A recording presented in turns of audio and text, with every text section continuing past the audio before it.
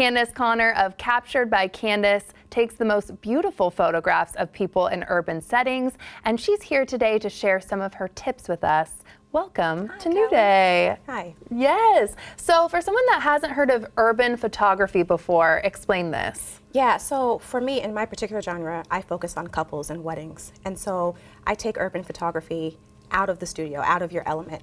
I love to use the scene to kind of paint the story. I know I've recently moved to a studio just for the colder months, but I love being able to get on the road and go somewhere. And so for me, having grown up in the Seattle area, in the Central District. Love that, local. I love the architecture, the old buildings, the history, the structure, and just being able to use that and the leading lines and being able to just add more elements to the story. I love that. And do you think that's why you mentioned that you do a lot of weddings? Do you think that's why brides and grooms are so drawn to that, to have more of the romantic story? I do. I don't like to do the cookie cutter experience where it's like you go to the church and you get married and you have the photos right at the venue. I love to build in time to the wedding day to go out and walk around the city, wherever the venue is, or just finding a spot that'll add more elements to that story.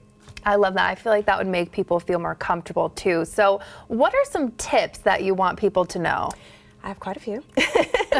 So first, one of the things I do with all my couples is I ask them, where do you want to go? And I say, let's pick something that's meaningful to you. Like, where did you have your first date? Or where's a place that you guys like to frequent on date night? Or where did you have your first kiss?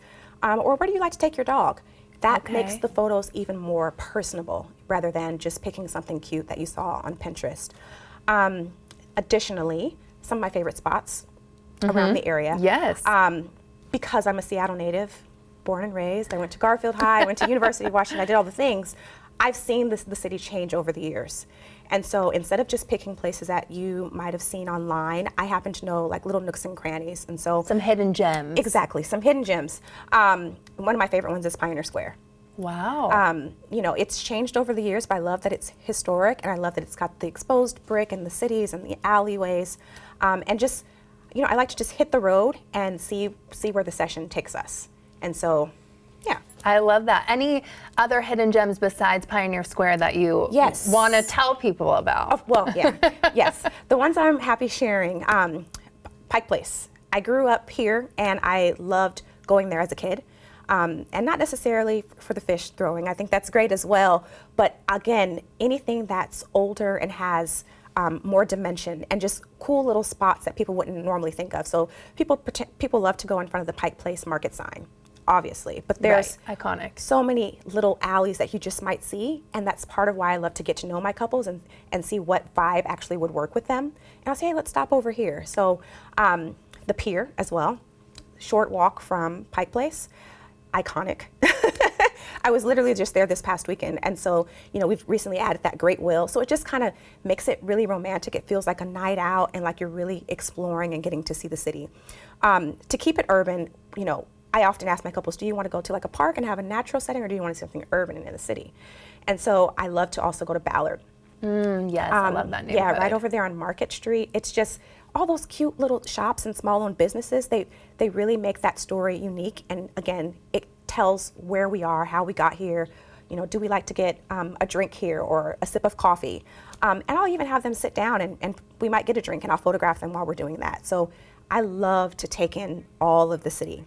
I love it. And another tip you have, follow the light. What do you mean by that? Yes. Well, it rains here a little bit every now and then. Smidge. Just a tad. So it can tend to be overcast. And so that's why it's really important to talk to a professional so that we can kind of help plan around when there's going to be optimal light. In the warmer months, I guess we can even say in around April, I like to do it right before sunset. We call it golden hour. Yes. But it's when that nice light it's bright enough, but it's complementary, and so it doesn't blow the background out, and you can still use all these urban settings. And it's really romantic, it's really dreamy. If it is an overcast day and we don't have a golden hour, finding the light that's complementary to you. And so, you know, we may see a little peak of light in an alleyway, and we'll sneak there and use it to our benefit.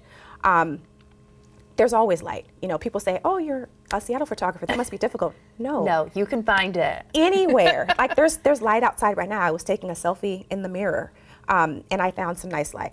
That's amazing. And dressing for the occasion, any do's and don'ts for people that they should know about? Yes. So because we have all these nice settings, I'd say stay away from busy patterns. It can Okay. be really distracting, and I want to keep you, whether it's, you know, Kelly just doing some headshots for you or for, you know, you and your partner, I want to keep you the focus of the image and not have you blend into a busy background. I want you to stand out. So I like nice solids, neutrals. If you want to incorporate some color, you can do that as well, but make sure you're complimenting your partner. If one of you is really set on polka dots, for example, They love me some polka dots. you know, I would recommend that the other person wear a solid color so that, you know, you guys complement one another.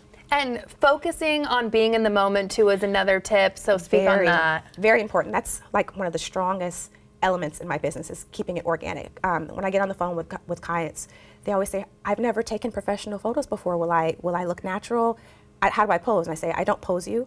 I love to get to know you. My background is in social science, so I love to kind of interview, see what works, and then get you guys engaging and interacting with one another so you forget that the camera's there. So we're kind of hanging out, and so, you know, a lot of my photos that you see on my website are motion. They're moving, they're enjoying one another, and they forgot that we were taking a photo. So it feels organic because it is organic. I love it. And before we go, everyone has an iPhone. Any tips that you can recreate any of these stunning photos Yes. on an iPhone? Find the light. Find the light. Find the light and use the right angle. So I was talking about I took a selfie earlier in the lobby, and I found that window light where it hit me. It was illuminating, but it was soft and natural. I notice people with their cell phones when they're out on a date night and they feel cute and they don't have a professional photographer, they turn away from the window, and the window is illuminated and they're in the dark. So I recommend that, and then finding a flattering angle. Even if you're just holding your phone, don't put it too close. It's going to exaggerate the wrong features, but finding a decent angle so that you guys still look good. Amazing. And where can people find you? Website? Yes, you can find me at www.capturedbycandacephoto.com, or you can just Google Captured by Candace Photography. I'm also on Instagram, Captured by Candace Photo, just the way it's spelled. Love that following right now. Thank you so Thank you, much, Kelly. Candace, for being here.